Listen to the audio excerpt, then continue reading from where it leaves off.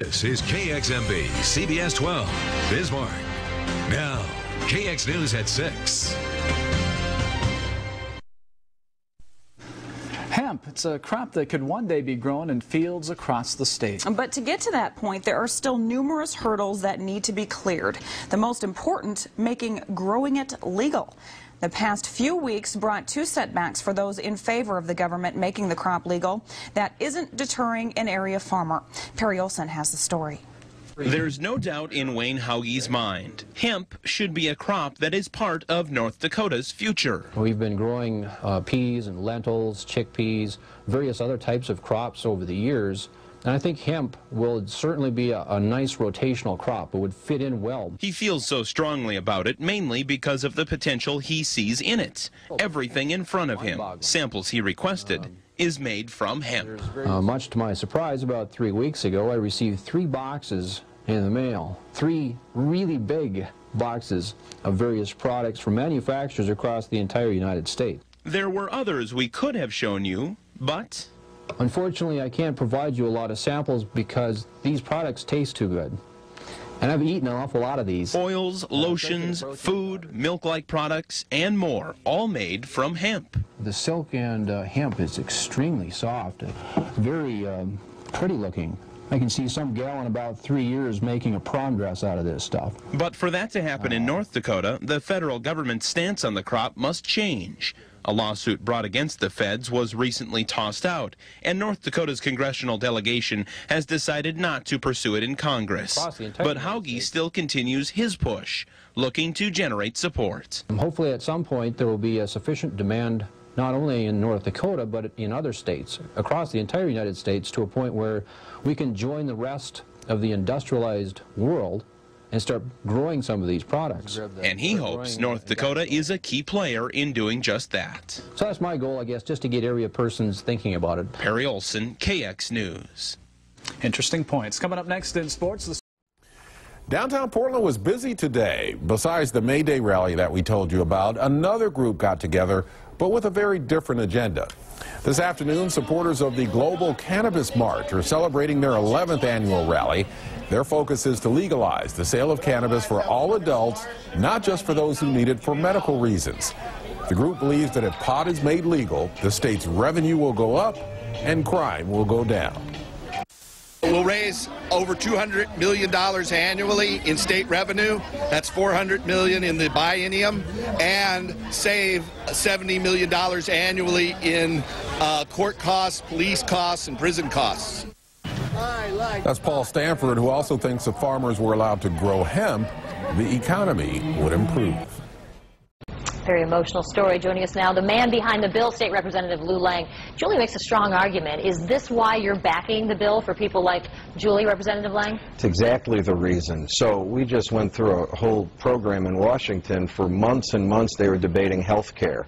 This proposal to legalize marijuana for medical purposes is about health care. It's about relief of pain and suffering from thousands of people in our state without costing the state a dime. And I think when you do this under a doctor's care, which this bill requires, it's the safest and best thing to do. And there are people with serious illnesses. Now, this is what I don't get. You told me in Springfield last week you are about 2 votes shy of getting this passed, yet the polls show that you have the public support, that nearly 70% of the state backs it. So why don't you have the legislative support?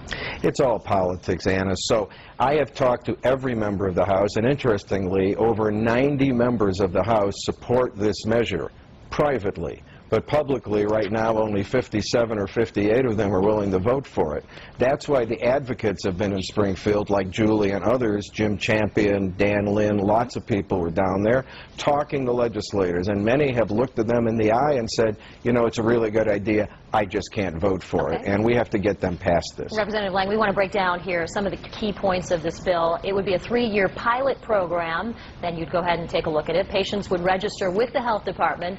A move to make sure they're not charged with a crime. Only certain conditions are covered in Illinois. Severe illnesses like cancer and MS. Patients could possess up to 6 cannabis plants, so they'd be limited. But not everyone is behind this bill. Let's bring someone else into this discussion tonight. Peter Bensinger, a consultant on drug issues. You've also worked for the DEA. Mr. Bensinger, what is wrong with this bill? Plenty. The first thing that's wrong with it is that the state legislature is putting itself in the role of deciding what is good medicine. The Food and Drug Administration is the ultimate decider on what is safe and effective medicine. And this is not approved by the FDA. It is not approved by the FDA. And in a matter of fact, Anna, it's not approved by the American Cancer Society, the National Society on Multiple Sclerosis. And let me just finish, because Lou had a chance to talk, and I want to just mention that I don't think the Illinois General Assembly has qualified itself to make what is good medicine. Okay, and we're going to hear from some law enforcement. They've got a $13 billion debt. But let me ask you this, Mr. Bensinger, before we move on, I want to ask you one thing here, because we just saw a very compelling story from a patient. It's difficult, I think, to watch that and then say, how do you tell this woman who say this is the only thing that can really help her? How do you tell her, no, you're really sick, but I'm sorry, that it's not okay for you? Two ways. Number one, she's cooking this medicine. 95% of the people in other states in Illinois will smoke this weed.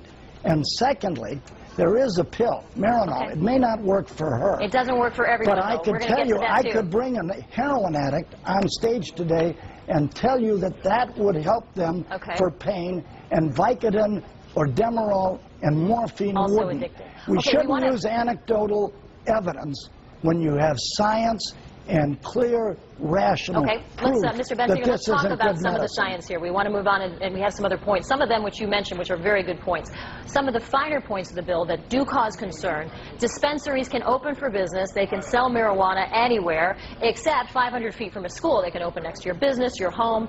They're only required to have minimum oversight. I think that's one of the points you're making, and security for their operation. Representative Lang, how do you respond to that? Aren't these legitimate concerns? No. In California, they have dispensaries everywhere on virtually every corner, like 7-Elevens or Starbucks. This is a very narrow bill. We purposely made it narrow. There will be only a very small number of dispensaries, which we call medical cannabis outlets. The purpose of these is to only allow people who have a license to be able to get what they need, and if they have a caregiver, they can't even go to those dispensaries under this bill. If they have a caregiver, they have to take care of their own plants. But the plants are a problem too, Anna, because in this bill, Representative Lang would allow 3 mature and 3 immature plants per caregiver. That's 2,200 joints. That's 30 cigarettes a day. You're going to get a wide diversion of marijuana on the streets of Chicago. Mr. Bensinger, we're going to talk about the police agencies, because you used to be part of that. I was the head of the DEA for 6 years. That's exactly it. And a lot of the people in your community are calling this an enforcement nightmare. People don't like it at all, although the Illinois State Police recently went neutral on it. But we spoke with former police superintendent Phil Klein about it, and here's what he told us. This is what he's predicting will happen. Quote, street gangs will sell marijuana out of dispensaries. They'll use the profits to buy guns, heroin, and cocaine. The FDA should regulate drugs, not the legislature. To your point earlier, Mr. Bensinger, Representative Lang, Phil Klein says, and I talked with him, he said, you stick to issues like the budget, don't get yourself involved in these kinds of health issues. And law enforcement is always against taking anything that's legal one moment or anything that's illegal one moment and turning it into something legal. They don't want anything to become legal that's illegal. That isn't true.